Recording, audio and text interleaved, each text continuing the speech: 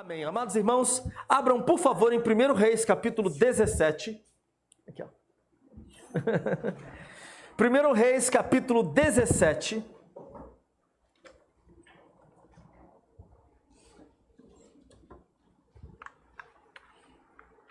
Nós vamos ler do verso de 1 a 7. E aí no decorrer da mensagem, depois a gente vai abrir um outro texto. Lá em Tiago, capítulo 5.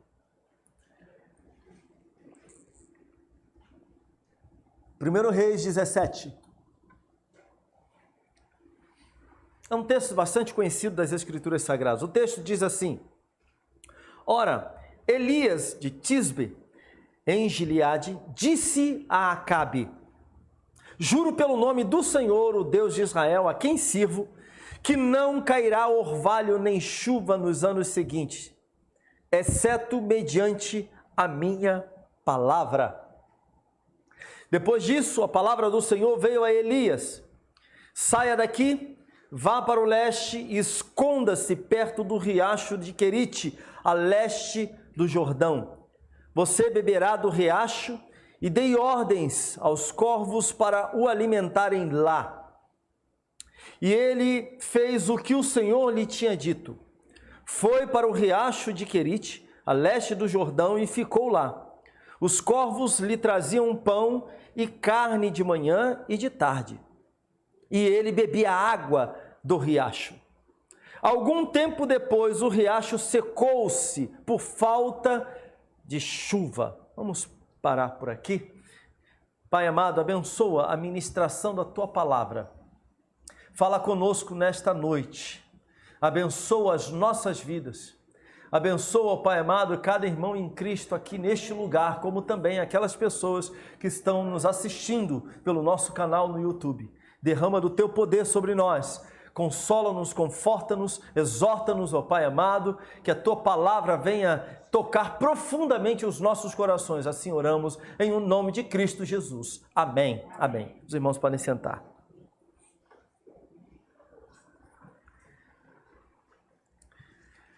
O verso 1 fala aqui de um homem chamado Acabe, no caso era rei de Israel, ele foi o 7º monarca de Israel e ele reinou em Israel por 22 anos.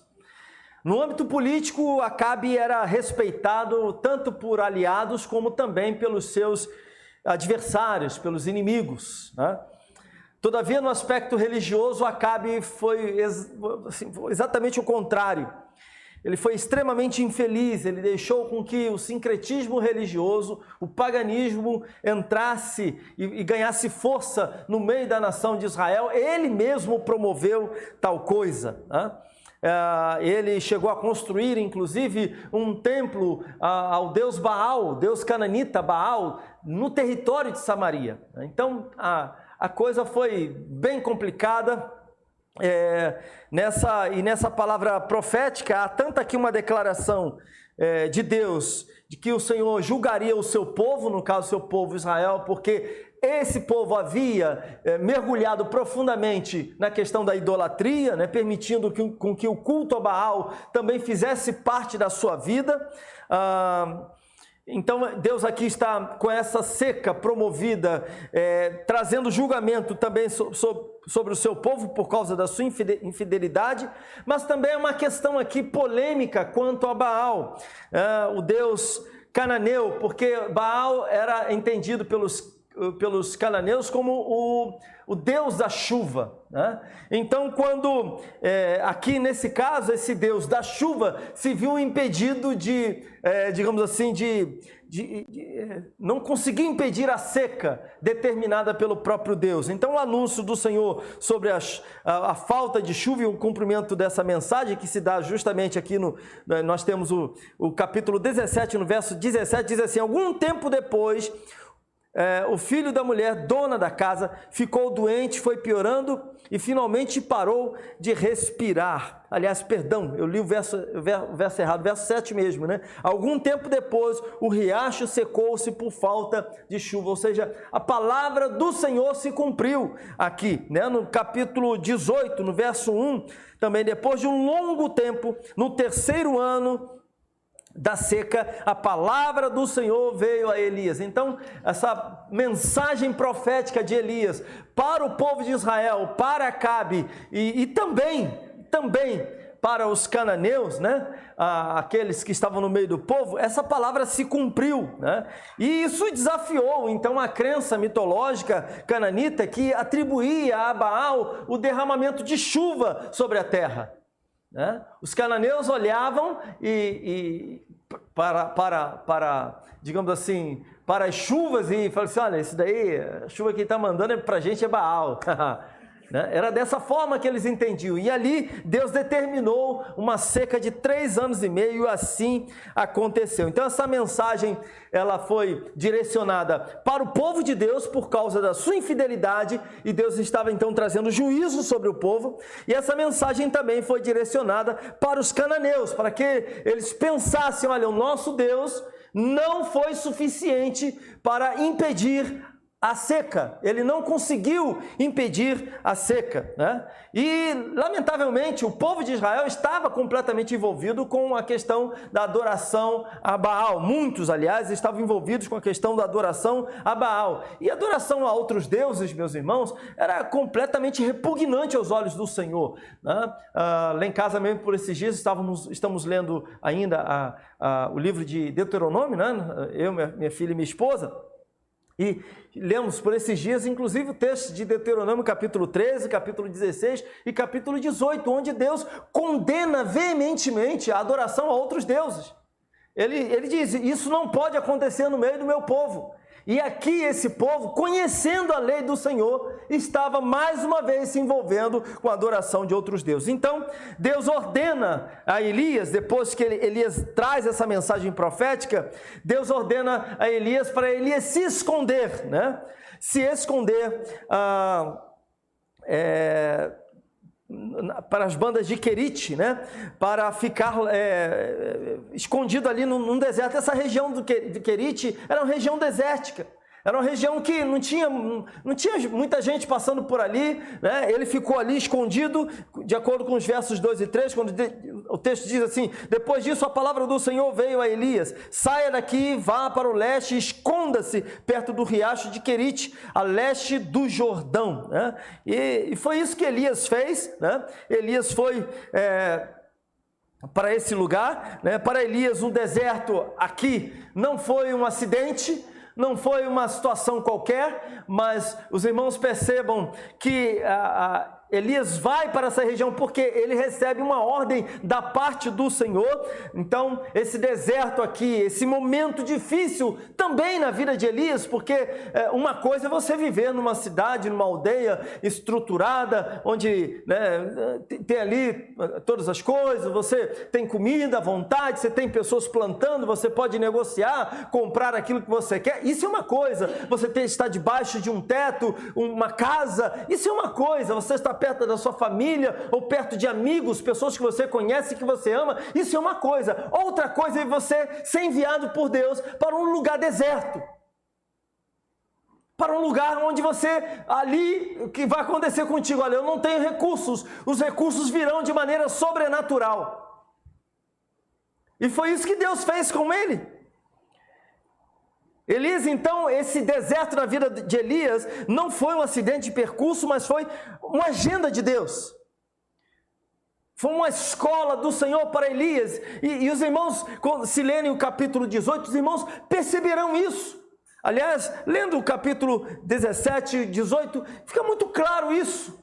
É uma escola de Deus para a vida de Elias. Ele precisou disso, ali ele foi treinado. Alguém já disse que os desertos da vida, eles não nos promovem.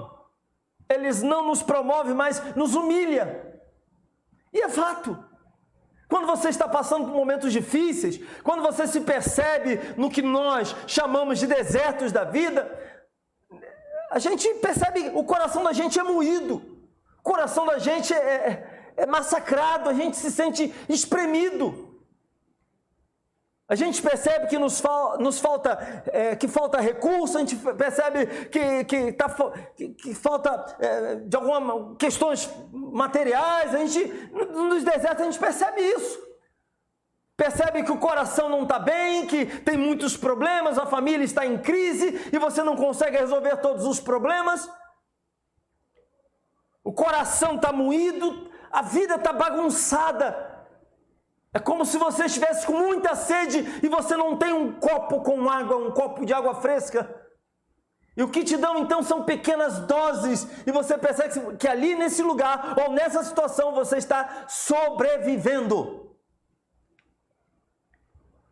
E isso é uma coisa que faz parte da nossa vida, como seres humanos, como cristãos, meus irmãos. Os desertos fazem parte da nossa vida. Em muitos momentos da nossa jornada de fé, nós nos perceberemos sobreviventes. Pessoas que estão dando um passo de cada vez, que talvez não enxergue um futuro promissor, que talvez não consiga vislumbrar algo maravilhoso, mas o que você tem na sua frente é apenas, eu tenho que andar, eu tenho que caminhar, eu tenho que levantar a minha cabeça, eu não posso parar.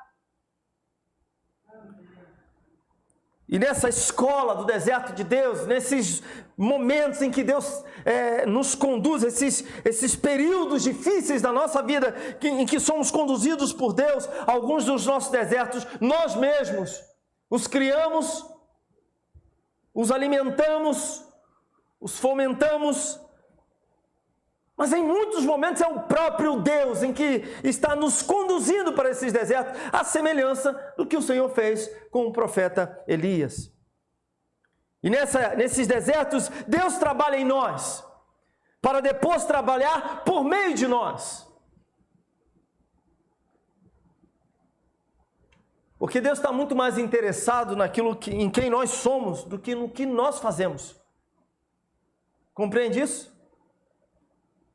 Deus está muito mais interessado em quem você é, aqui dentro, no seu coração, como anda a sua relação com Ele, o que você é aqui neste mundo, como você vive aqui neste mundo. Deus está muito mais interessado nisso, nesse sentido, na sua vida, em quem você é, do que propriamente naquilo que você faz. Mas a tendência nossa é buscarmos sempre querer fazer alguma coisa, é ou não é? Queremos fazer algumas coisas, queremos realizar, conquistar. Dentro do contexto espiritual, queremos ser usados por Deus tremendamente. Queremos que o Senhor nos faça seus instrumentos e que Deus realize milagres através da nossa vida. Queremos que coisas extraordinárias aconteçam na nossa casa, na nossa família. É isso que nós queremos fazer alguma coisa. Estamos sempre inquietos para produzir alguma coisa, principalmente nos nossos dias, em que nós somos dominados pelos equipamentos eletrônicos.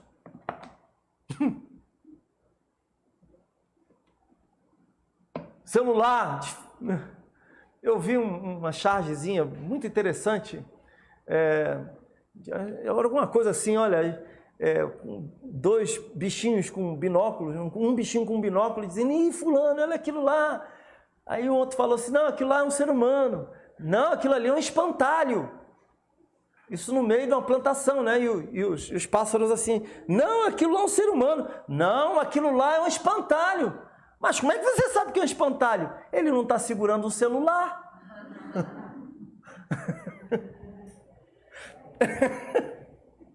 Porque a vida da gente é isso. Sai de casa sem um celular só para você ver. Tá faltando alguma coisa. Tô sem camisa. Então Deus está mais interessado, meus irmãos, em quem nós somos do que naquilo que nós fazemos. O desejo de Deus é que sejamos aperfeiçoados nele. E os desertos da vida são esses instrumentos do Senhor para nos moldar. E nós vemos a vida de Elias sendo moldada aqui, mas também vemos aqui que Elias é sustentado pelo Senhor, conforme lemos, e sustentado num período difícil, num tempo de seca. Nos versos 4 a 6 diz, você beberá do riacho, e dei ordens aos corvos para os alimentarem lá. E ele fez o que o Senhor lhe tinha dito, foi para o riacho de Querite. Elias era obediente, a leste do Jordão, e ficou lá. Os corvos lhe traziam pão e carne de manhã e de tarde, e ele bebia água do riacho. É interessante, porque ele obedece ao Senhor, ele vai para aquele lugar, ele obedece à voz de Deus, ele permanece ali. O texto diz que ele ficou lá, de fato ele se estabeleceu ali, ele foi sustentado, alimentado por Deus, alimentado sobrenaturalmente. Mas é interessante também que no verso 7, o último verso que nós lemos, diz assim: algum tempo depois o riacho secou-se por falta da chuva. Ou seja, Deus mandou Elias para um lugar, vai para lá meu filho, se esconde lá, eu vou te alimentar, vou te sustentar. Mas notem que Deus tinha determinado a seca, não tinha? A seca atingiu o profeta. Se você estivesse no lugar de Elias, o que você diria para Deus? Fala, Senhor, tem alguma coisa errada. Eu fui usado pelo Senhor para dizer que haveria seca. A seca tem que acontecer na vida dessa gente. Eu não estou adorando a Baal para passar por isso. Vai me dizer que você não falaria um negócio mais ou menos assim para Deus. Senhor, eu não pequei contra o Senhor. Quem pecou foi eles. Eles pecaram. Mas notem que a seca atinge também o profeta. Deixa muito claro que a minha vida e a sua vida não está livre das angústias da vida, dos problemas e dos desertos da vida, das crises, dos desempregos. É ou não é? Nossa vida não está livre disso. Você não está livre de ficar sem dinheiro nenhum. Peguei no bolso errado, o bolso tem uma máscara. Você não está livre de ficar assim. Não está. Eu nem estou assim, necessário. Tem 15 reais na minha bolsa. Mas nós não estamos livres. Não estamos livres disso. Todos nós estamos sujeitos a esse tipo de coisa. Mas notem que Deus preparou outra provisão, outra fonte de provisão para Elias. Nos versos 8 e 9, ele diz assim: então a palavra do Senhor veio a Elias: vai imediatamente para a cidade de Serepta de Sidom e fique por lá. Ordenei a uma viúva daquele lugar que lhe forneça comida. O que o Senhor fez foi preparar para ele: olha, eu estou cuidando de você. Essa é a mensagem de Deus para Elias: eu estou cuidando de você, eu cuido da sua vida, eu zelo pela sua vida.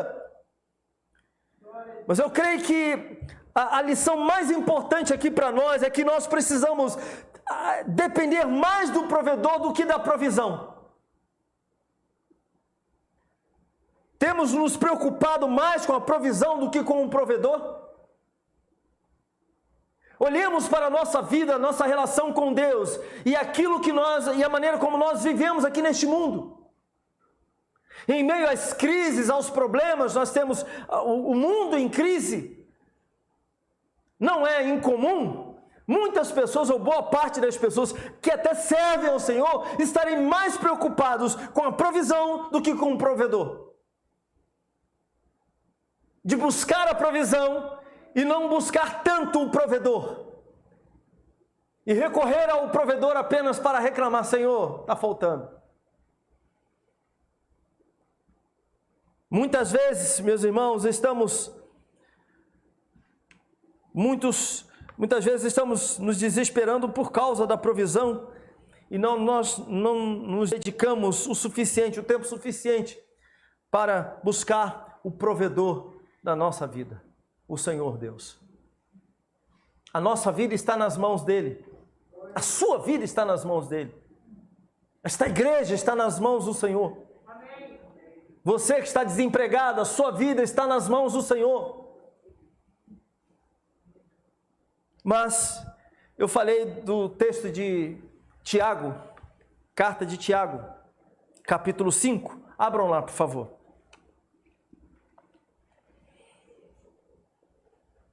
Capítulo 5, verso 17. Tiago, capítulo 5, verso 17. Antes de 1 Pedro.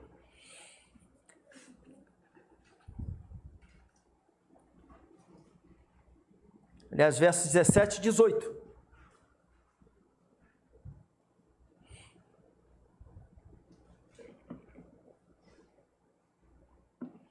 O texto nos diz: Elias era humano como nós, ou semelhante a nós, numa outra versão. Ele orou fervorosamente para que não chovesse, e não choveu sobre a terra durante 3 anos e meio. Orou outra vez, e os céus enviaram chuva, e a terra produziu os seus frutos. Notem, meus irmãos, vejam aqui. Elias foi um homem que suportou muitas lutas.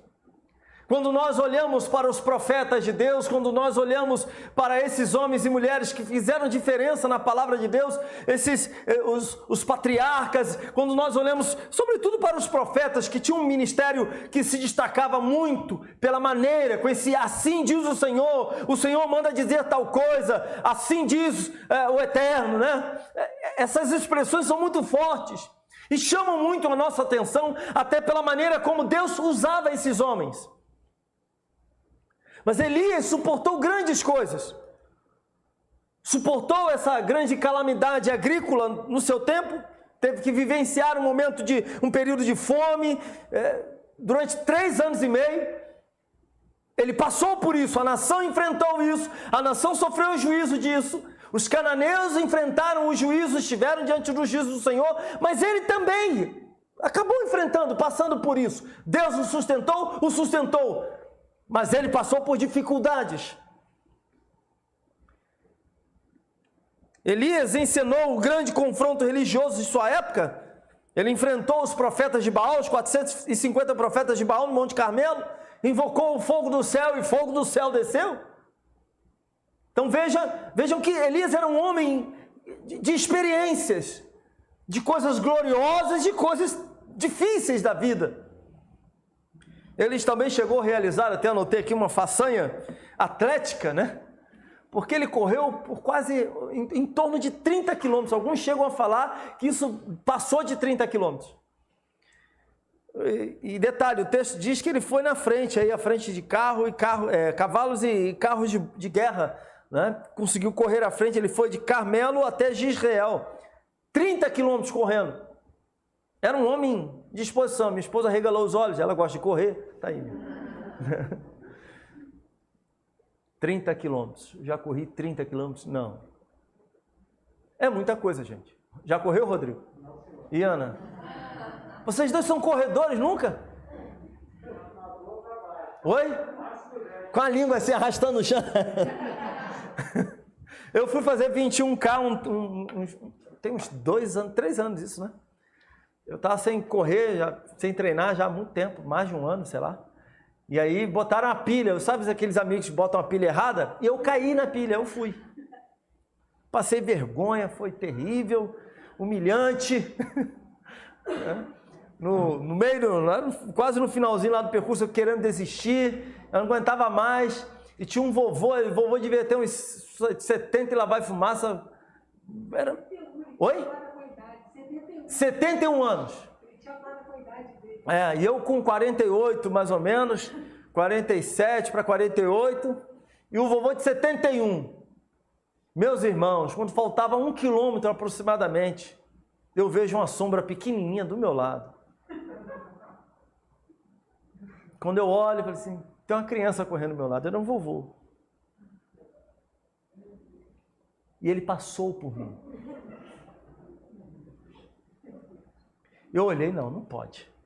Eu não posso perder assim. Me esforcei. Cãibras no dedinho do mindinho, cãibra na canela, cãibra na coxa. A sensação que eu tinha cãibras nos fios de cabelo. Tudo doía. Foi muito difícil. Só consegui terminar porque tinha um pessoal que foi com a gente, que chegou na frente, ou alguém que já estava lá, e falaram, não, o pastor Evandro ficou para trás. Vamos lá pegar ele. E vem, vai tio, aquele monte de adolescente, vai tio, vai. Oi? E filmaram? Não fizeram isso não. Filmaram? Só sei que aquilo me deu um gásinho, eu consegui chegar lá, mas só o Senhor. Agora 30 quilômetros. Esse sujeito fez uma façanha.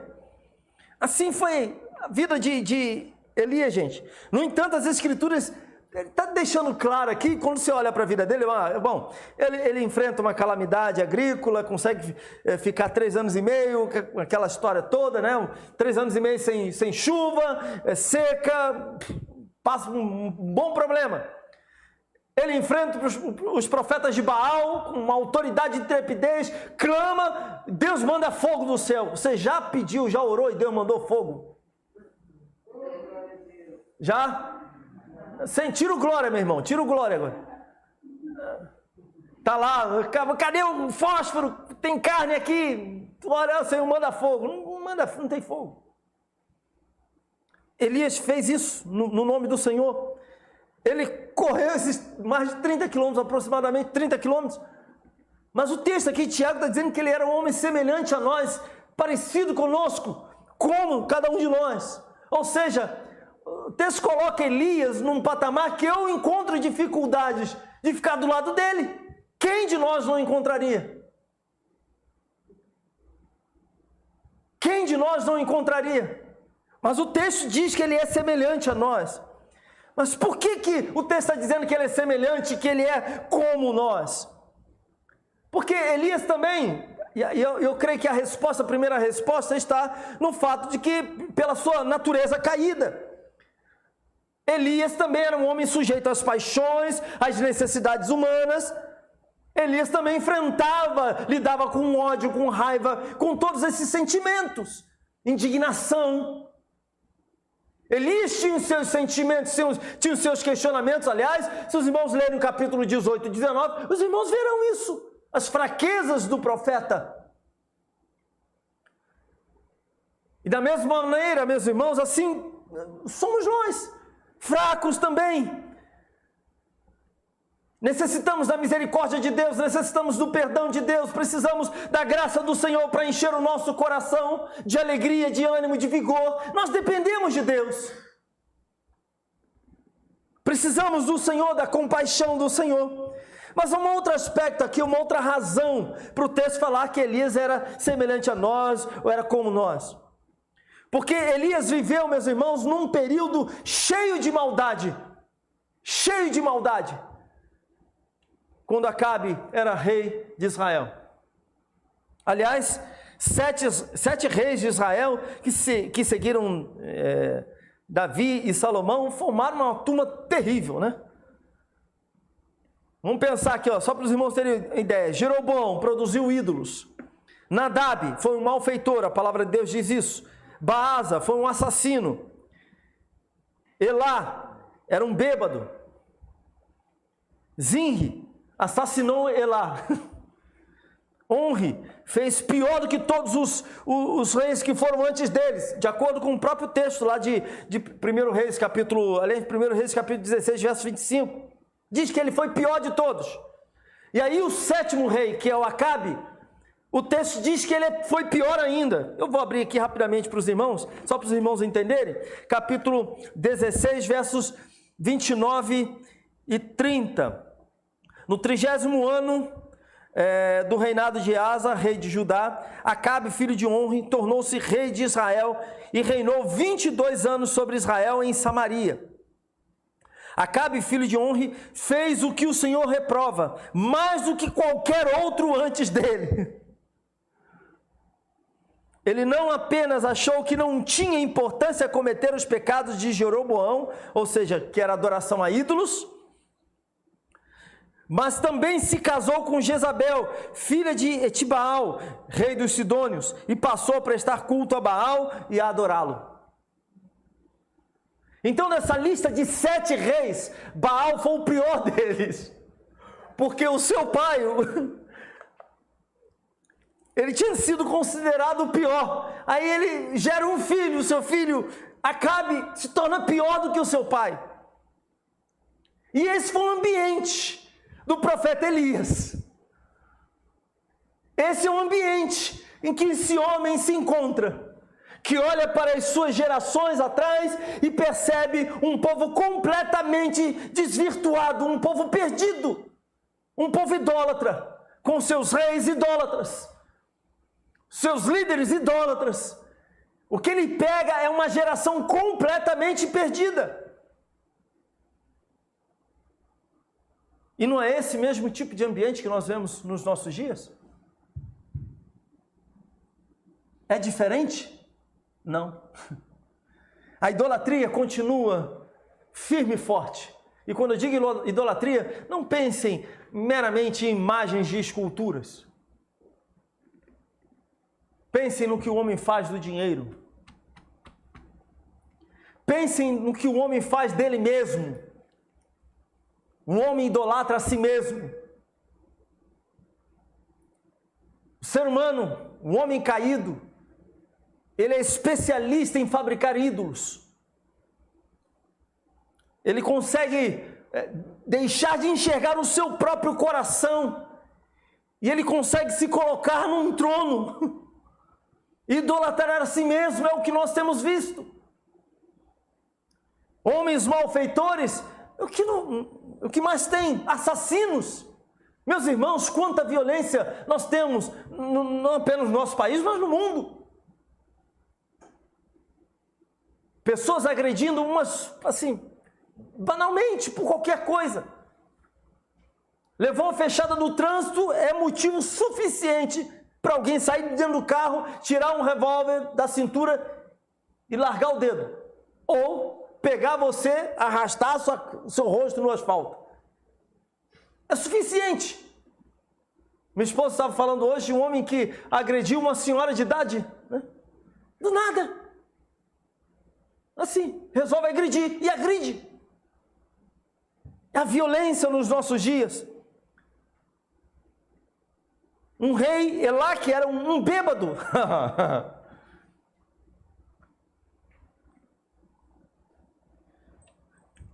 Esse era o ambiente de Elias. Elias cresceu, se desenvolveu nesse ambiente e servia a Deus nesse ambiente. Nós podemos dizer que somos semelhantes a Elias, porque nós também vivemos num ambiente semelhante ao dele. Vivemos num mundo assim. Agora, a grande questão é que se Elias conseguiu servir a Deus, andar segundo a vontade de Deus, em fidelidade ao Senhor, nós também podemos. É possível servir a Deus neste mundo. É evidente que se você for fiel ao Senhor, se você andar segundo a vontade de Deus, você vai se deparar com muitos problemas. Talvez pessoas se afastem de você, talvez até a sua própria família se afaste de você. Colegas de trabalho talvez não queiram conviver com você pelo fato de você ser um cristão. Mas é possível sermos verdadeiros cristãos num mundo como o nosso. Por quê? Porque é Deus quem nos capacita. É o Senhor quem estará pelejando e lutando por nós. É o Senhor que estará na nossa frente. É Ele quem nos fortalece. Mas há um terceiro aspecto aqui. O primeiro aspecto que eu falei é o da natureza caída. Elias era também semelhante a nós nesse sentido. Segundo, um ambiente cheio de maldade que havia com relação a Elias, assim também conosco. E a terceira coisa é que Elias era semelhante a nós porque conhecia o mesmo Deus que nós conhecemos. O Deus vivo, o Deus que cumpre as suas promessas, um Deus que ouve as nossas orações. Elias conhecia esse mesmo Deus, um Deus que cuida do seu povo, que cuida da minha vida e da sua vida. Eu quero encerrar aqui com uma história bastante interessante com relação a isso. Eu li hoje pela manhã. Em uma noite fria, num inverno com neve, em uma aldeia alemã, uma mãe e seu filho estavam numa situação desesperadora. Eles não tinham alimento nenhum, havia acabado todo o alimento na sua casa, e como também o fogo apagara, né? Então não havia mais nada que pudesse queimar para aquecer aquela casa de campo. E estava muito frio, estava nevando. Então a mãe ficou, em determinado momento a mãe ficou chocada, né? Porque ela foi orar, estava orando, dobrou os joelhos para pedir a Deus provisão, aquela coisa toda. E aí ouviu o seu filho atravessar a sala, o seu filho pequenininho, e abrir a porta da casa. Bom, eu não sei quantos de vocês já foram para um lugar assim tão frio que tem neve. Eu nunca estive numa situação assim. Eu já peguei 6 graus, acho que 3 graus uma vez, alguma coisa semelhante, e é gelado demais, gente. É um negócio assim de louco. Eu abri assim para ver, né? O tempo estava clarinho. Esqueci que e botei a mão do lado de fora assim. Falei, meu Deus do céu, que gelo, né? Mas eu nunca me deparei com um ambiente assim de neve. E o fato que aconteceu é que essa senhora, ela está lá, casa toda fechada, eles com frio, mas não tinha comida e também não tinha nada para colocar lá para queimar a lenha, para aquecer a casa. E aí vai lá o filho, passa, né? Atravessa a sala, vai lá, abre a porta da sala e deixa a porta aberta. Aí a sua mãe vai questionar o filho. Meu filho, por que você foi abrir? Por que você abriu a porta da nossa casa? Está tão frio, a noite está muito fria, meu filho, a gente tem que fechar isso. E o menino respondeu o seguinte, é para que os corvos entrem, mamãe. E aí, a mãe lembrou que o seu filho conhecia a história, que eles tinham lido essa história de Elias há alguns dias atrás. E o garoto, portanto, conhecia a história de Elias, lembrou-se de como Deus havia providenciado tudo para o profeta Elias, e esse garoto então confiou que Deus faria o mesmo na vida deles. E ele simplesmente, enquanto a mãe dele estava orando, pedindo para que Deus mandasse provisão, o menino falou, bom, se Deus mandou corvos para Elias, Deus vai mandar corvos para trazer comida para a gente aqui também. E foi lá na sala, abriu, deixou a porta aberta. A mãe ficou boca aberta com aquela história, né? Eu imagino que a fé dá aquela sacudida. E o que acontece é que um homem que cuidava da aldeia, naquela aldeia, estava andando no meio da noite para dar uma averiguada de como estava todo mundo em paz, estava tudo bem e tal, e percebeu que aquela casa estava aberta. E ele foi caminhando em direção à casa. Quando chegou na porta, olhou assim, aí se deparou com aquela mãe. Ele falou, tá tudo bem com vocês? Ela falou assim, tá tudo bem. Não, porque eu achei estranho, porque eu reparei que a porta de vocês está aberta. Eu falei assim, é que meu filho leu uma história da Bíblia comigo esses dias, e a gente está numa situação muito difícil aqui, não tem comida, não tem nada, não tem lenha, não dá para queimar nada aqui, está passando frio, está muito difícil para a gente.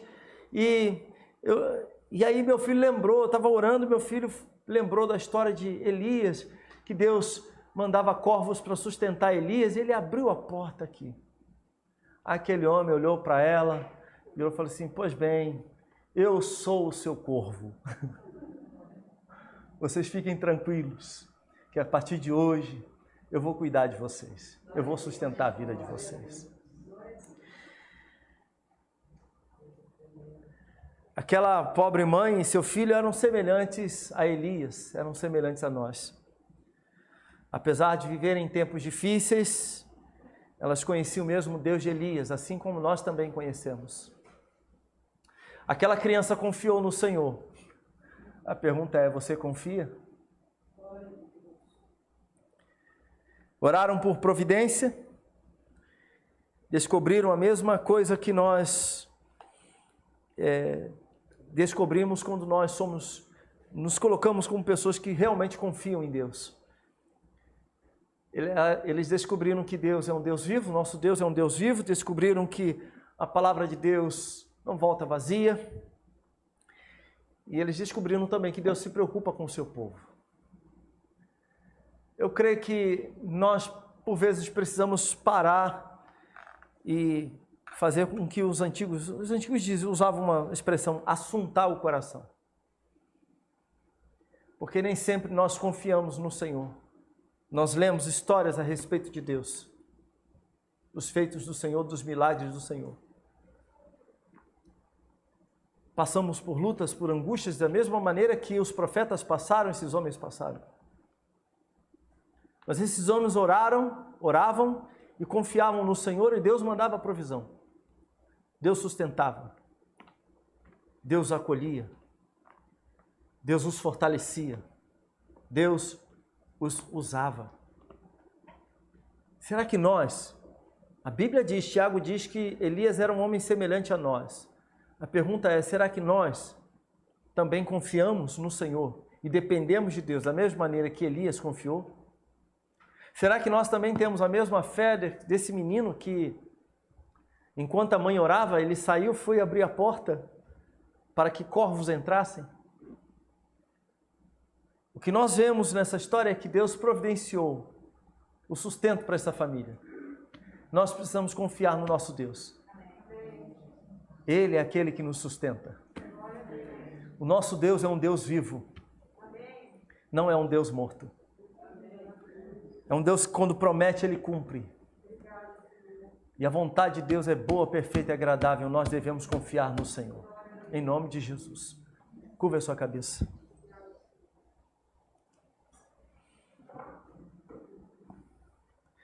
Eu quero orar neste momento por você que está nessa situação, uma situação difícil.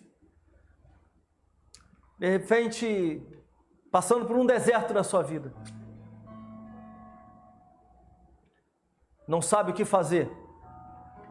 Seus recursos têm acabado ou acabaram. Você não tem as soluções para os problemas que você tem enfrentado. Seu coração está moído, machucado, ferido. Talvez você se sinta frustrado até mesmo com o Senhor. Porque de alguma maneira você chegou a esse ponto porque você ouviu a voz de Deus, de repente você tem convicção disso. Que tem procurado colocar em prática a vontade de Deus. Mas agora você se vê num deserto. Você olha para a sua vida e percebe, a fonte da minha vida secou.